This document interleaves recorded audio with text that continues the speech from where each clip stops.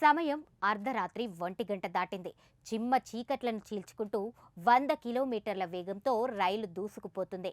ఇంతలో అందులో ప్రయాణిస్తున్న ఓ మహిళకు ఉన్నట్టుండి పురిటి నొప్పులు రావడం మొదలయ్యాయి.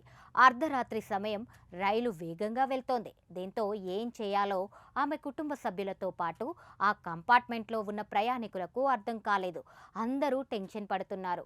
ఇంతలోకి వేరే కంపార్ట్మెంట్ నుంచి వచ్చిన వికాస్ అనే యువకుడు ఇదంతా చూసి వెంటనే రియాక్ట్ అయ్యాడు. ముందుగా ట్రైన్ చైన్ లాగేశాడు. దీంతో ట్రైన్ ముంబైలోని రామ్ మందిర్ స్టేషన్ దగ్గర ఆగిపోయింది. అంబులెన్స్కి ఫోన్ చేసి విషయం చెప్పాడు. అయితే ఆ ప్రాంతానికి అంబులెన్స్ చేరుకోవడానికి సమయం పడుతుందని చెప్పారు. మరోవైపు మహిళ పరిస్థితి చూస్తే విషమంగా ఉంది. దీంతో ఆమె కుటుంబ సభ్యులతో పాటు ఇతర ప్రయాణికుల్లో కూడా టెన్షన్ మొదలైంది. అప్పుడు రైల్వే స్టేషన్ ఆసుపత్రి బెడ్గా మారగా ఓ ఇంజనీరింగ్ స్టూడెంట్ వైద్యుడయ్యాడు. దాంతో 3 ఇడియట్స్లోని రీల్ సీన్ కాస్త రైల్వే ప్లాట్ఫామ్పై రియల్ సీన్ అయిపోయింది.